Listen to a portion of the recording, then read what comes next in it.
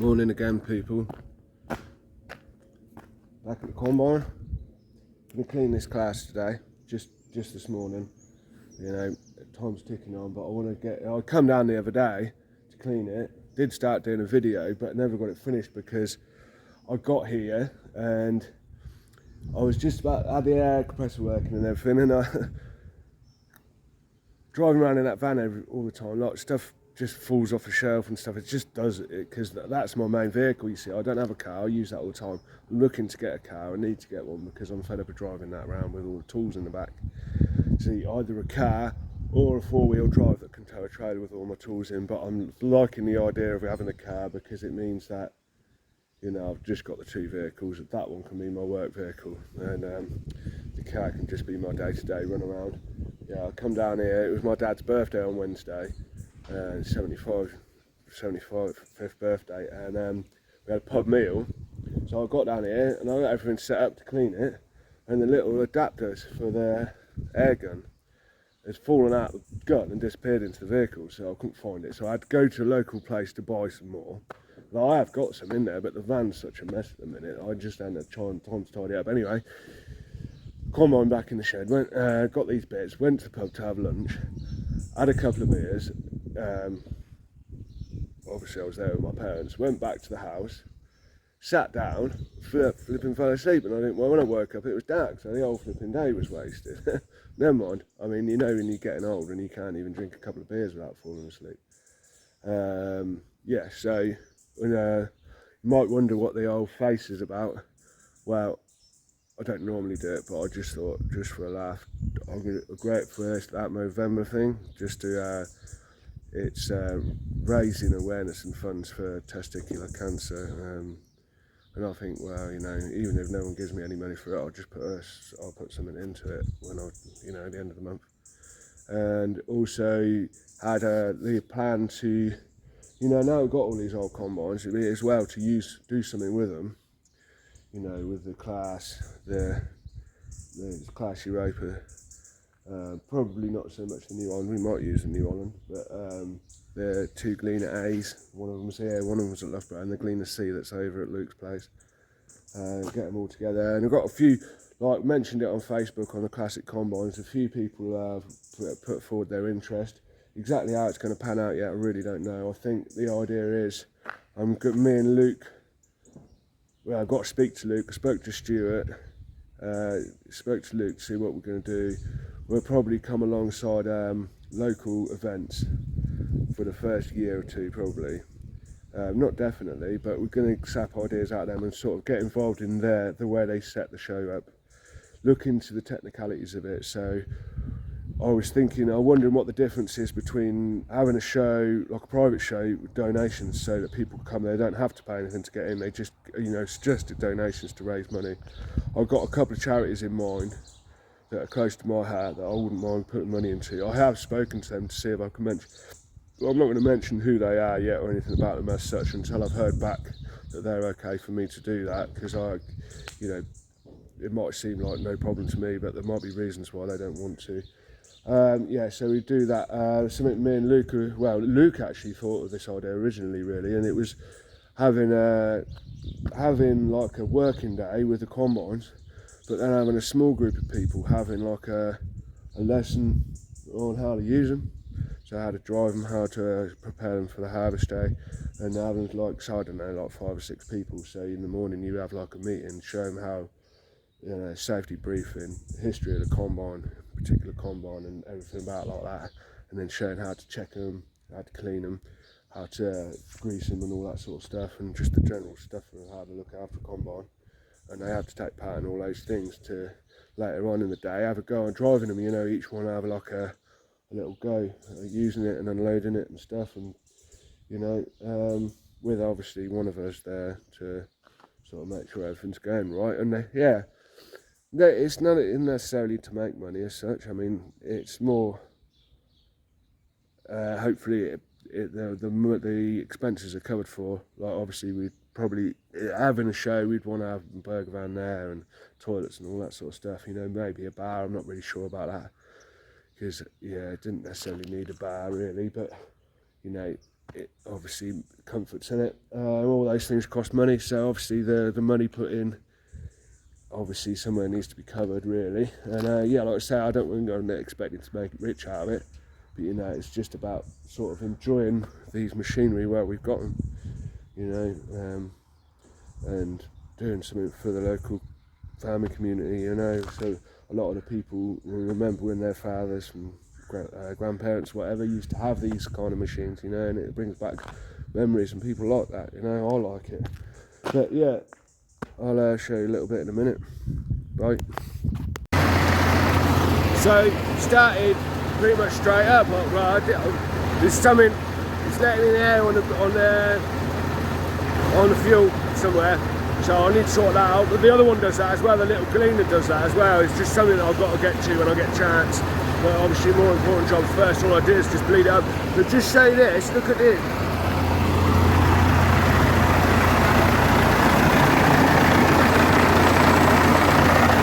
How good the tyres are. Both front tyres are mint. One thing I noticed about a 4-cylinder engine is it vibrates a lot more.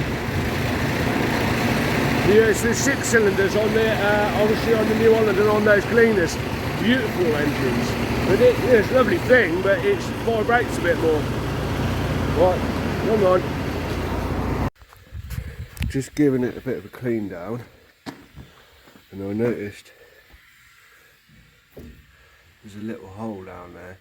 You can just see the light through it. There's a festering dead rat in there as well somewhere. A bit of cardboard. Yeah, so I've got a little bit of welding to do down there. I think I'm going to pump the tyres up briefly as well. And then I'm going to spray her down.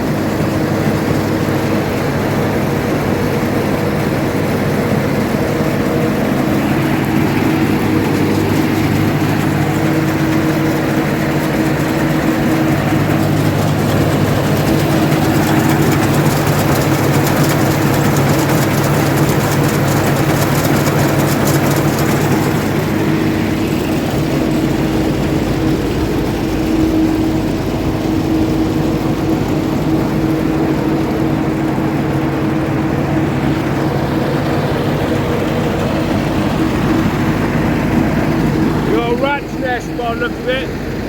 They've taken some bags and stuff in there and ripped it all up. They've just booted it all out.